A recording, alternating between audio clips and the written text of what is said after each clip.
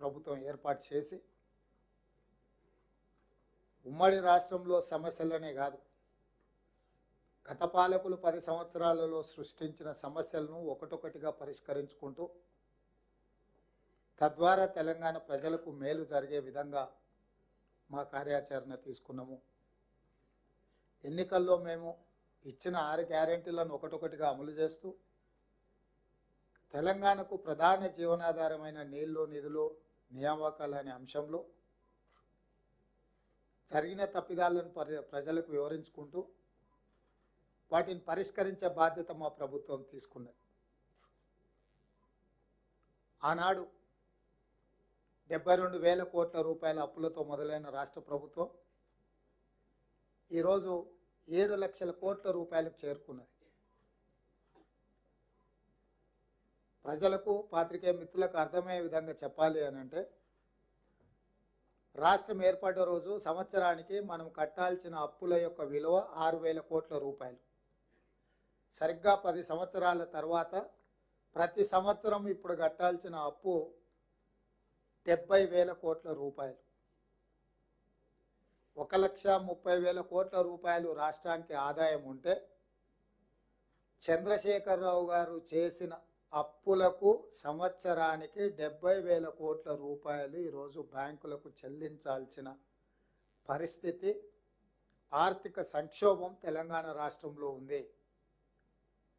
మిగులు రాష్ట్రంగా 16,000 కోట్ల రూపాయలు మిగులు బడ్జెట్తో సంవత్సరానికి 6,000 కోట్ల రూపాయలు మాత్రమే బ్యాంకులకు చెల్లించే స్థితిలో రాష్ట్రాన్ని చంద్రశేఖరరావు గారి చేతిలో పెడితే, వారు 80,000 పుస్తకాలు చదివిన అనుభవంతో 10 సంవత్సరాలలో ప్రతి సంవత్సరం 70,000 కోట్ల రూపాయలు బ్యాంకులకు చెల్లించాల్సిన దివాలా పరిస్థితి తెలంగాణ రాష్ట్రాన్ని వేగంగా తీసుకెళ్ళిండు.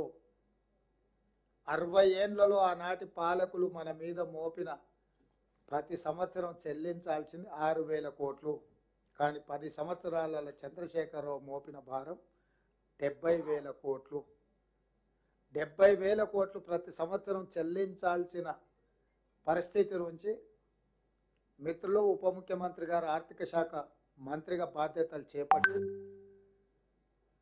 ఒక్కొక్క విభాగాన్ని పరిశీలిస్తుంటే అసలు ఇంత తొందరగా విధ్వంసం చేయగలిగిన శక్తి ప్రపంచంలో ఇంకెవరికైనా ఉందా లేదా అనే అనుమానం కలిగే విధంగా చంద్రశేఖరరావు గారు ప్రయత్నం చేసినారు. ప్రతి నెల 1వ తారీఖు నాడు ప్రభుత్వ ఉద్యోగులకు జీతభత్యాలు చెల్లించాల్సిన పరిస్థితి నుంచి 25వ తారీఖు వరకు విడతల వారీగా చెల్లించాల్సిన పరిస్థితులు రాష్ట్రంలో ఆర్థిక సంక్షోభాన్ని ఎదుర్కొంటుంటే, బాధ్యత చేపట్టిన మొదటి నెలలోనే 4వ తారీఖు నాడు ప్రభుత్వ ఉద్యోగులకు జీతాలు ఇచ్చినము. 2వ నెల 1వ తారీఖు నాడే జీతాలు చెల్లించినము. అదేవిధంగా ఇప్పటికీ పేపర్లలో, టీవీలలో నిస్సిగ్గుగా కేటీఆర్, హరీష్ గారు మాట్లాడుతున్నారు రైతు బంధు చెల్లించలేదని. మొన్ననే నేను అసెంబ్లీలో చెప్పిన, డిసెంబర్లో మొదలుపెట్టి అక్టోబర్ వరకు రైతు బంధు చెల్లించుకుంటూ పోయారు.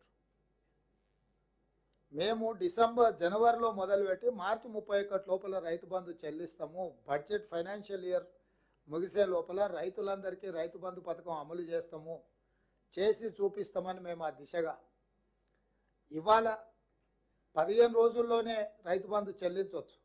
కాబట్టి ప్రభుత్వ ఉద్యోగులకు జీతాలు, ప్రభుత్వ ఉద్యోగుల నుంచి పదవీ విరమణ చేసిన వాళ్ళకి పెన్షన్లు, అదేవిధంగా ఇతర వెల్ఫేర్ ఏవైతే హాస్టల్స్ కానీ, స్కూళ్ళు కానీ, ఆ పిల్లలకు వెల్ఫేర్ పథకానికి సంబంధించిన నిధులు విడుదల చేయకుంటుంటే ఇటు చేయవచ్చు. ఈరోజు ఆర్థిక నియంత్రణ పాటించుకుంటూ వచ్చిన ఆదాయాన్ని అన్ని వర్గాలను సంతృప్తిపరిచే విధంగా జాగ్రత్తగా, ఎవరికి ఇబ్బంది, ఎవరికి నష్టము, ఎవరికి కష్టం కలగకుండా ఉండే విధంగా ప్రతిరోజు ఏమొచ్చింది, ఈ వచ్చిన దాన్ని ఎవరికి చెల్లించాలి అని నిమిషం నిమిషం అంచనా వేసుకుంటూ ముందుకెళ్తున్నది ప్రభుత్వం. ఆర్థిక మంత్రి గారు ఆ దిశగా ముందుకు నడిపిస్తున్నందుకు అభినందించాల్సింది పోయి, ఇంకా అబద్ధాలు చెప్పి ప్రజల్ని మభ్యపెట్టి ఏదో సాధించాలనే తాపత్రయం చూస్తుంటే వాళ్ళ మీద జాలి కలుగుతుంది. తండ్రి కొడుకులు మామ అల్లుళ్ళు తప్ప ఏ ఒక్కరు కూడా వాళ్ళ అభిప్రాయాలతో వాళ్ళ పార్టీ ఏకీభవించడం లేదు. ఈరోజు మీరు చూడండి, శాసన మండలిలో కల్వకుంట్ల కవిత గారు, శాసనసభలో హరీష్ రావు గారు, లేకపోతే తారక రామారావు గారు, బహిరంగ సభలల్లో కల్వకుంట్ల చంద్రశేఖరరావు గారు. ఈ నలుగురు ఘోషనే తప్ప అసలు ఎవరైనా వాళ్ళ పార్టీ వాళ్ళైనా వాళ్ళు మాట్లాడుతున్న దాన్ని ఏమాత్రమన్నా ఆమోదిస్తుందా అని కూడా వాళ్ళు చూసుకోవడం లేదు. అయినా వాళ్ళు ఏదో మాట్లాడుతుండ్రని వాళ్ళు మాట్లాడతారని కాదు. మేము బాధ్యతగా ప్రజలు ఇచ్చిన మాట, మేము ప్రభుత్వాన్ని పారదర్శకంగా ప్రజలకు ఉపయోగపడే విధంగా నిర్ణయాలు తీసుకుంటున్నాము. 10 సంవత్సరాలు ఉద్యోగ నియామకాలు చేపట్టలేదు వాళ్ళు. కొన్ని నోటిఫికేషన్లు ఇచ్చినా చిన్న చిన్న అంశాలు కోర్టు పరిధిలో ఉంటే కూడా వాటిని పరిష్కరించి వీళ్ళకు ఉద్యోగ నియామక పత్రాలు ఇవ్వాలన్న ఆలోచన కూడా చేయలేదు. వాళ్ళు ఎక్కడికక్కడ వదిలేస్తే ఒక్కొక్క డిపార్ట్మెంట్లో ఉన్న ఉద్యోగ నియామకాలను కోర్టుల పరిధిలో ఉన్న వాటిని న్యాయ పరిష్కారం చూపించి 60 రోజుల్లో 25,000 ప్రభుత్వ ఉద్యోగ నియామకాలు చేపట్టింది మా ప్రభుత్వము. ఇక ఆయన హరీష్ రావు గారు అంటారు అంతా మేము వండినాము, ఆయన వచ్చి తెడ్డు తిప్పినారు. ఇక తెడ్డు తిప్పే శాత కానీ సన్నాసి నువ్వెట్లకెళ్ళే మంత్రి అయిన 10 సంవత్సరాలని నేను అడుగుతున్నాను. ఇన్ని చేసినాడు, అది కూడా నువ్వే చేసి ఉండొచ్చు కదా. ఎవరు వద్దన్నారు? ఎవరైనా వద్దన్నారా? మేము వద్దన్నామా? కోర్టుల పరిధిలో ఉన్న విషయాలను పరిష్కరించకుండా వాటిని ఇంకా కాంప్లికేట్ చేసి మీరు ఏ ఒక్కరోజు కూడా ఈ పిల్లలకు ఉద్యోగాలు ఇవ్వాలని ఆలోచన చేసింటే అవి ఎప్పుడో పరిష్కారం అయ్యేటివి. వాళ్ళకి ఇవ్వాల్సిన అవసరం ఉందా? వాళ్ళకి ఇవ్వకపోతే ఏమవుతుంది? ఏం చేస్తారు వాళ్ళు? నిర్లక్ష్య ధోరణితో మీరు ఎక్కడికక్కడ గాలికి వదిలేస్తే ఒక్కొక్క శాఖ స్టాఫ్ నర్సులను 6,956 నియామకాలు చేపట్టిన, పోలీసు ఫైర్ అండ్ ఎక్సైజ్ డిపార్ట్మెంట్లలో దాదాపుగా 15,000 ఉద్యోగ నియామకాలు చేపట్టిన. ఇదే సింగరేణిలో కారుణ్య నియామకాలు సంవత్సరాల కొద్దీ పక్కన పెడితే డాక్టర్లు ఇవ్వాల్సిన సర్టిఫికెట్లు కూడా సరిగ్గా ఇవ్వకపోతే ఏసీబీ దాడులు చేయించి 441 కారుణ్య నియామకాలు మేము చేపట్టినాం. గురుకులాలలో దాదాపుగా వేలాది మంది టీచర్ల నియామకాలు చేపట్టినాం. రేపు మార్చి 2 రోజు మళ్ళీ ఇంకొక 6,000 పైచీలకు ప్రభుత్వ ఉద్యోగాలు నిరుద్యోగులకు ఇవ్వబోతున్నాము.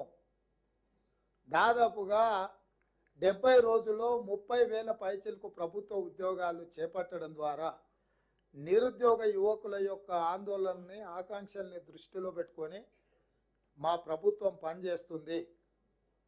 మీరు ఎక్కడికక్కడ వదిలేసిపోయిన సంసారాన్ని చక్కదిద్దే ప్రయత్నం చేసుకుంటూ ఉద్యోగ నియామకాలు చేపడుతూ మీరు ఎక్కడికక్కడ కట్టి కూలగొట్టిన ప్రాజెక్టులను వాటిని ఎట్లా చక్కదిద్దాలనో తెలియక తల ప్రాణం తోకొకొస్తుంది. రోజుల కొద్ది వాటిని చూసినా కూడా అర్థం కాని పరిస్థితులు.